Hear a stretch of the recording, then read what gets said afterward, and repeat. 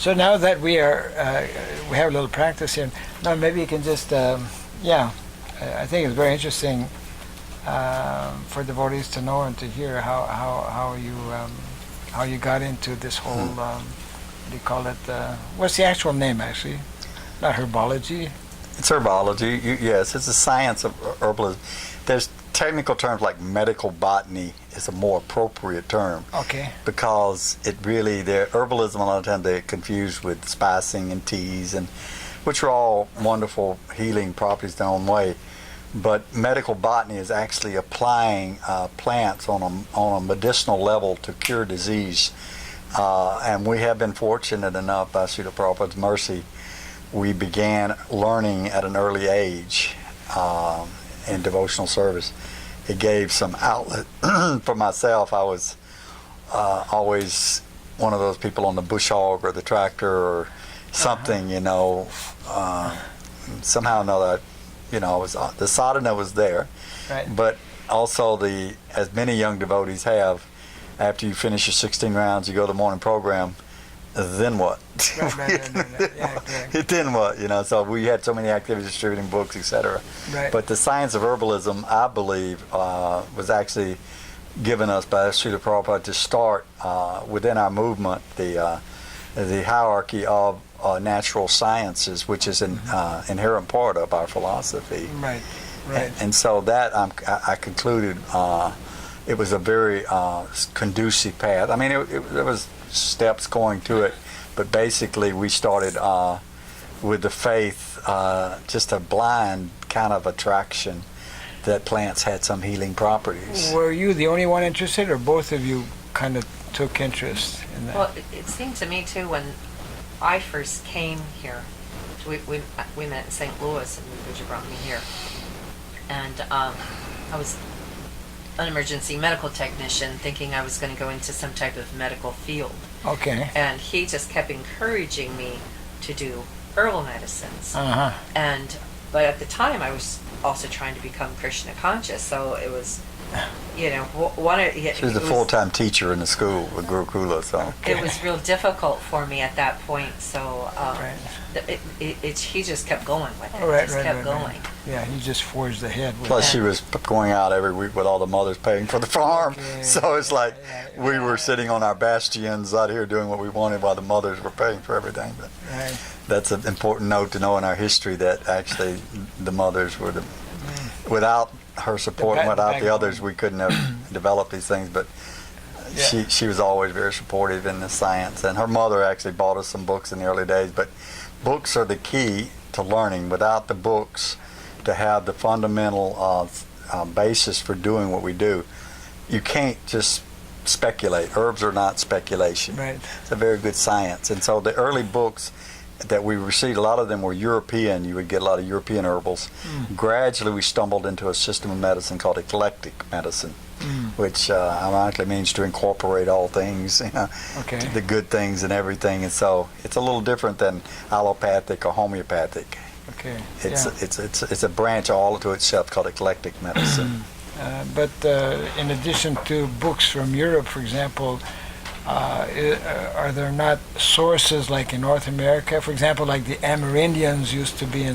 There's little actual connection with Native American per se. Okay. Because one thing, the language gap was quite, Munkabambi, or it's like the Himbi plan or whatever.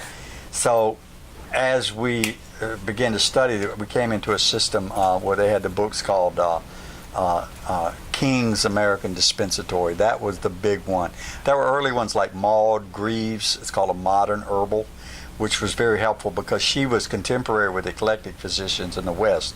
So a lot of her writings actually were verbatim almost from the early eclectic literature. So she was a British herbalist, but there was a connection. But then King's American Dispensatory, as over the years, as Lord Chaitanya's movement has spread, some of the ramifications are that the natural medicine world is also growing exponentially to the point where major universities are very, very close to making that. Have you taken some like professional courses? There was no courses. That was the problem. There were no courses. I looked hard for courses. That was my dream and my desire, but there were no courses. But the plants in nature actually can teach you everything. We were fortunate because Srila Prabhupada's mercy was such that it was a lifestyle of Krishna consciousness is very conducive for actually embracing the science of herbalism on a deep level. Okay. They go well together. Okay. Also, he made friends with botanists, and he also, if he didn't know a plant or something, then he would send it to the university. Okay. There was very little response from that. I mean, it takes 6 months to come back. And, because they weren't interested in medicinal things. Everything, they were afraid. I heard them talking about me in whispered talks at one festival I went to, and they were all, "It's crazy, this guy." And I'm like laughing, and then years later, they're begging me to come do medicinal herb walks for them, Right. You've been having also, I think maybe you can explain that a little bit, over the years, people coming here and giving training or conferences. You can explain that a little bit, maybe. Maybe introducing people. Oh yeah. It's a type of like some devotees call bridge preaching. Okay, reach out. Oh yeah, yes, because rather. we would give classes in the early days, and we had a room full of people who were coming. It sort of spontaneously happened. It wasn't planned. Okay. It more or less happened just spontaneously with the desire to preach. We wanted to tell people about Krishna, and I didn't have a venue, but I knew the herbs, and so we would bring people, and gradually it grew to where Mahalakshmi would cook prasadam for them every time they came. We would have so a lot of people just started coming for the food after a while. Yeah, right. They said that. Yeah. Some showed up just at lunch. Yes. Correct. And one day we were giving our class, and there were a group of people. One young lady who has a very close contact with the devotees named Linda Baker. Who she has actually a company called Essential Herb Cottage in Long Beach. And she was there, and there were about 30, mostly women, because women are by nature interested in medicinal plants and the healing, the nursing aspect, And so I remember Vigadar came in one day and looked around at me and said, "All these women coming from, But it's just by nature they were very attracted. And so we were doing our class. It was a beautiful spring day, and our door was open in the building just across the street. And I heard this, "Hare Krishna," and we look out, and there's Yogendra Prabhu coming down the road with a kirtan party on the road on a Saturday. You remember? And so one lady says, "What is this?" And they all look around, and I'm wearing a stocking cap to cover my sika and everything, And so then Linda Baker jumps up, "Hardy Bowl," and offers her obeisances, and my cover's like getting really shaky at that point. And so this is the interesting point I'm trying to say is that I said, well, there's a local Hare Krishna temple, and they come chanting sometimes, and I said, what? It just don't make sense, What do you mean? What's a Hare Krishna temple, And I said, well, you guys probably want to hear more about their herbs. And they said, no, we want to hear about Krishna. And I'm like thinking, I'm hiding Krishna from them, and they're wanting Krishna. And how's things turned around here? It's like they're asking me to tell them about Krishna, and I'm trying to decide to. So I just take off my hat, say, okay, here it is, okay? I'm a Hare Krishna, and we didn't explain the philosophy, and then it was all out in the open, and it was cool. So when we talk about our herbs, I would always bring up the point. A lot of herbalism today is atheistic by nature, believe it or not. A lot of Darwinism in most herbalists, or there's just the oneness of the universe kind of thing, Native American kind of culture. Right. But our unique perspective is that we're connecting with the absolute truth, and we know who created those herbs. And so that gave me a sort of vivacious enthusiasm that sometimes people would wonder, why are you so happy about this? Exactly. You see? They would think that I'm some charismatic herbalist. They didn't know I'm happy because Krishna's, giving me this mercy. And so herbalism marries well with that, and so we gradually began to study the books, and we found reference to each plant. The key is first identification, and the second is to understand what it does. So I would take lists and notes and put in body system parts. This is good for the heart, this is good for the lungs, this is good for the kidneys, like that. And a lot of these herbs are like local, is it? Yes, we depend 99% on indigenous plants. Wow. We don't buy any herbs hardly, unless we run out of something like horsetail or something. You planted some, or they're just there? They just grow. They just grow naturally. Each plant has a use. And Srila Prabhupada was on a walk. You heard the famous walk with Bhaktivedanta Maharaj? It's a fact. So this fact comes to reality in the world of herbalism. You begin to see what Srila Prabhupada saw. There's no useless plant. Right. Yeah, right. There are no weeds. You just don't know what they are, Right. And he even had a walk with Kirtananda Swami up in near Vrindavan many years ago, and he was going up the hill to the far temple up on the one that had the cold cabin where the brahmacharis would stay generally. I forget the name of it, but we were walking up through that path, and he was pointing out plants that Prabhupada had told him how to use. Amazing how Prabhupada knew everything, right? That's what I'm saying, it's West like Virginia herbs. How do you know West Virginia herbs? From Bengal. Yeah. He knew plants, and he knew the world of plants, and so these things all are very conducive. So in our movement, this indigenous sciences, herbalism can be learned specifically by any person who has the desire. That's all it costs. It's a simple process. Tincture making is simply a matter of taking alcohol, and then you extract by putting in the plant, saturating the plant, leaving it for a minimum of 3 weeks, and then you extract that. And that's called a tincture. And sometimes people start getting into, alcohol, Krishna. And so I had those little hang-ups a little bit. In the early days, how does this fit in exactly? But then there were several quotes from Prabhupada about, we should grow grapes, make alcohol, and then you take the alcohol to make medicine. And so then I had 2 letters where Srila Prabhupada was ordering 100 gallons of high-proof spirits for his pharmaceutical work. So these things, and Bhaktivedanta Maharaj personally explained to me that this is good. He would take them, and he could, gave us so much confirmation in our work. He was very, very supportive, and that really helps. It makes you feel like, okay, I'm not weird for making a tincture, Yeah. But it is unique. Unique in 2 ways. One, that not so many people are doing it, and amongst our devotees especially. How the term or the expression "blue boy" came up?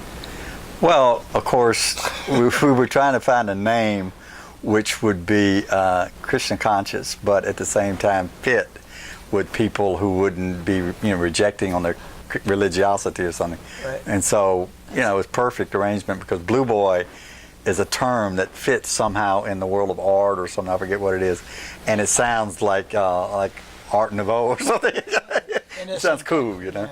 So then we were able to put a picture of Krishna on the label, and then the blue boy, and it's it just took off from there. It's Krishna's domain. Of course, Srila Prabhupada's mercy. It started with Dhanvantari. Yeah, we started out with Dhanvantari, but It just didn't work. nobody could pronounce it. We'd get letters Dan and then Van, and then they couldn't get it all Dhanvantari. Blue boy. Blue boy, simple.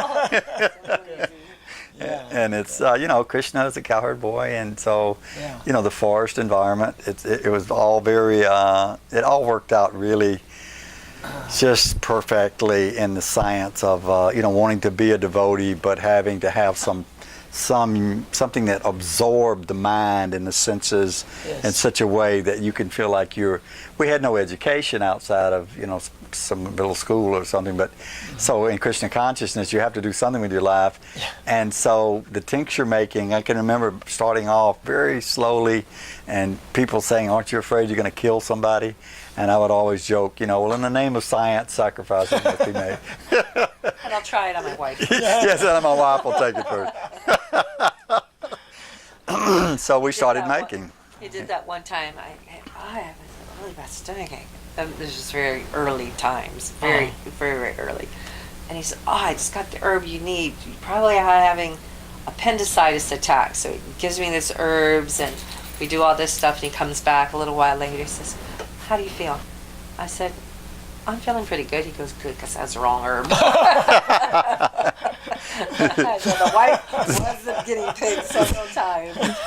But those were, but there was so much references, and so there's some unique things in the forest, and it's a lay profession in a sense, because if you try to go through the other spectrum of coming in through the scientific paradigm, they have to first analyze all the isolated constituents, the nephrines and the lobeline and the discidines, and they name them all, but then they try to give some, and they try to separate it as separate entities, and how, the science of herbal, and they never get around to using them.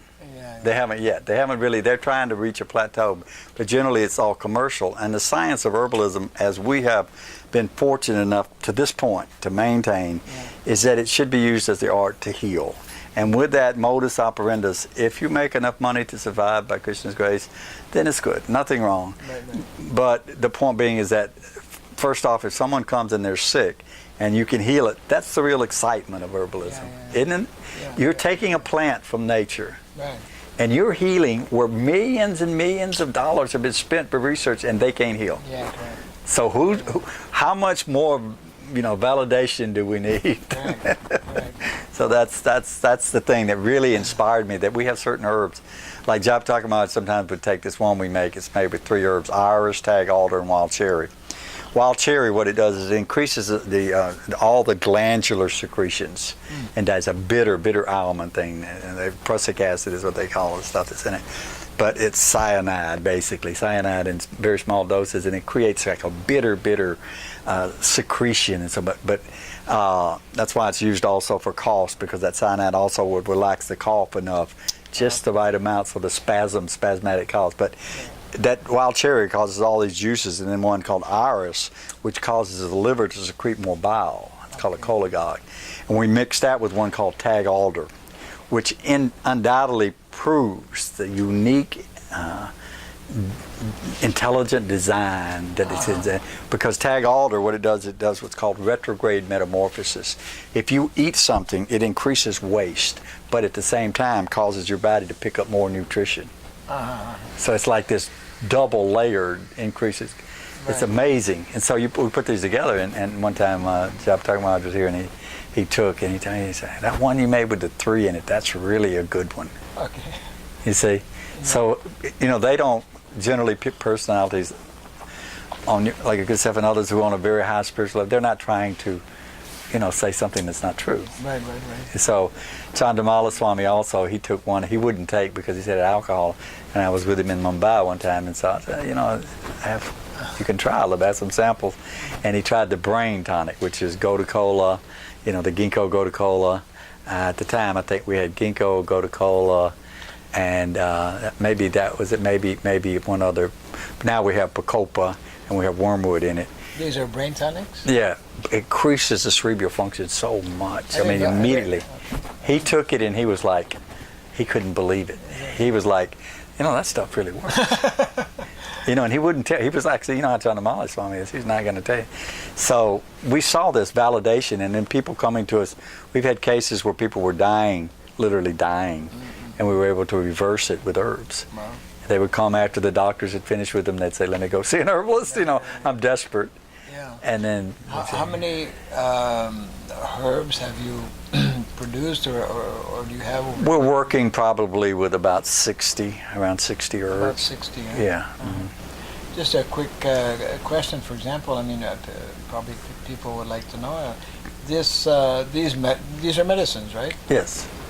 These are approved or recognized, let's say, by government? No, not at all. Okay. Not at all. And that's the problem, is that the system, is basically denying people something that's very valuable because they have this prism by which they have to go through. Yeah. And it's totally arbitrary. It has no validity. There's no danger in what we're doing. Right. We've never killed anyone in 40 years, and if they did, they never wrote me or told me about it. You understand? Well, yeah, they couldn't.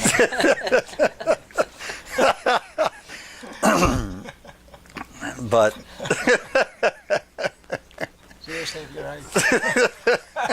He did have one client that Dwibhuja never bragged, but this one man called, and I just happened to answer the phone, and the man told me that he had emphysema so bad he would go into cardiac arrest.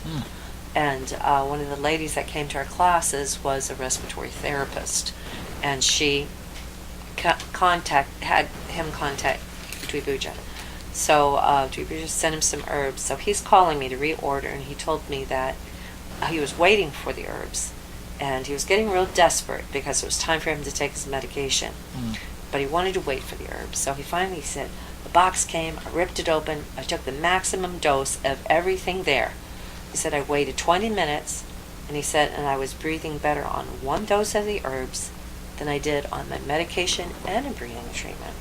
So this man, he continued getting some herbs. Well, then one of his friends said, this is Krishna. He recognized Krishna. You know, this is not He was a Christian group, and they recognized Krishna. And so the guy calls and says, you know, this guy says it's devil worship, whatever. And so Dwibhuja explains to him, no, I guess, well, anyway, I'm going to do this on my own. So the doctor said, well, fine, you know, he tells me, no, doesn't pay me anyway. You know, so a couple months later, the guy calls again and he says, man, I'm really sorry. He changed his religion. He said, Krishna's not so bad. So he started taking the herbs. And so even came one time to do a testimony.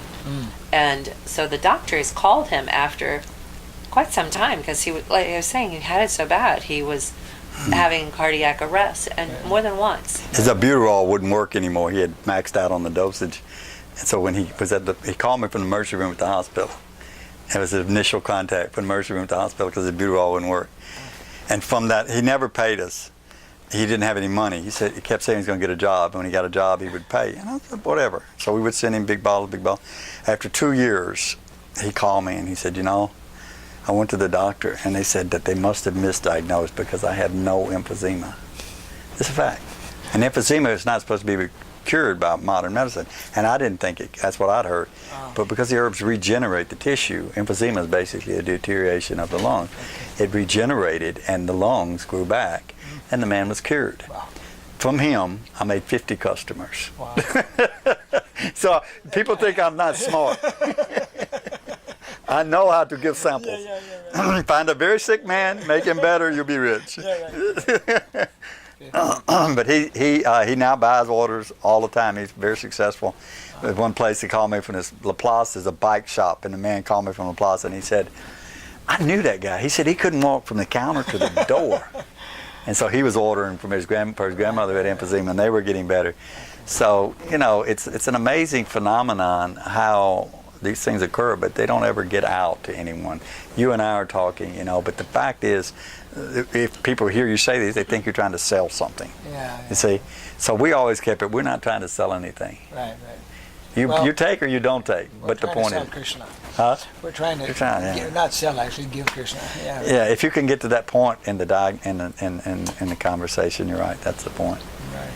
Because ultimately, your body's going to die sooner or later, So you're still giving workshops, for example? Yes, we do. We're starting again in February, and my wife and I were just discussing it. We're going to do a little broader curriculum because we're doing essential oils. We have a distillation unit for making essential oils. And it's another whole world. You've started that quite some time, essentially? Yeah, a year or so ago we've been doing, with her tax money, I was able to buy steel. So these distillation units, she's got a job, so... These distillation units, that's like stainless steel, but then they have an oil separator. And the herbs that you harvest from the wild, here there's like magnolia, bacopa, bay laurel, just on and on. Herbs that have so much essential oil, and they're so nice. Cedar, pine, longleaf pine. And these essential oils, you just put them in the thing, you cook, and you have this very nice essential oil. So now we're trying to get a little money to buy a vegetable, a oil seed press, they call it. So we can combine, then we can make nice massage oils, really very high quality massage oils. Oils, essential oils for massage, when mixed, they are very healing. They can change, because the oil absorbs in, goes right into the blood and can do so much. So we're developing that. That's the last level of our hope, is to be able to develop an incredible massage oil. So that's like a new phase coming up. Yeah, that's our final phase. It's like they put out the trilogies. This is the final phase. Well, maybe you and me. Huh? Maybe our. Yeah. But not Blue Boys. final No, phase. Blue Boy will be going on. My son is actually going to college, and he's getting ready to go to graduate school in a year and a half. They have a place now at Ole Miss, National Plant Research Center, which is really this close to being just like really getting an idea of how to make medicine, and they're showing people how to cultivate, and what they want to do is standardize. They want to make everything standardized. Right. What else we've been making as strong as possible, take a good dose, and the little variations, it's not that big a deal. Yeah. You see? So you've been doing this now how many years? Oh, Quite a Well, few. we started on the farm, and that was 22 years ago, just about, that we moved here. yeah, about 20 years we've been doing it. About 20 years. So, Yeah. well, you started on the farm. 20, 30 years. We say, Yeah. We started actually making tinctures for public use in about 1980. So. Have you written or are planning to write any booklets? I've got 15 books, and they're all one page, and then that's as far as they get. I can never continue. I don't know what's wrong with me. I'm all inspired. The part that gets me is the title. No, the title, you shouldn't think about it till the very end. I can't get it much. I don't know what's wrong with me. I got a bunch of parts, though. So maybe somebody put it together Your one wife day. should help you with Yeah, she's working so much, and that's the problem. I could do it. He just doesn't really like that, guidance. guidance. He kind of like a freelancer on his own. Right. But so. that would be very helpful, useful, I would. Yeah. I mean, the idea is like we're helping other people become herbalists. Right. Like Jayanti, she already knows everything I know, basically. The main thing is you got to know which books. There's a website called Henriette's Herbal Page. Okay. All the books are there. This lady's Finnish, from Finland, and she has done this incredible database of medicine. You can actually go in there and just search, hit liver, and it'll hit you 50 things for liver. Okay. And then you can hit the plant. You want to know with the plant, like if someone is learning, like if you have a student somewhere who wants to become serious, and there are young people in Krishna consciousness who will become herbalists, and they should. We're offering a course, and we will start teaching people a 6-month course, and that goal is to just perpetuate. And so I can write books, but I always tell people it's already there in the books. No, but what you can. What am I gonna? Yeah. No, but what you can do, maybe you've done it already or thought about it, is whenever you do give seminars and whatnot, you can record that. Yeah. We did some, but we never could. Now the technology is easy. Back when we started doing the technology, we couldn't figure out how to get it from that format to that format to that format. So now it's easy. Also, just the people that come in and tell their story, Right. their testimonies, have those. Yes. Yeah. Because in terms of what Srila Prabhupada wanted, in the context of training up our own devotees and, in the whole area of training and education, very important for us as a society to come back to natural indigenous things, like, the whole thing about the cows. That's going to be our presentation, like tomorrow evening, and how this is like, you're coming back, to nature, and nature is Krishna, right? So giving courses and getting people to take interest, this is an important area, especially for those who will be, and in the future more people we expect should be connected with land, with forest, with nature.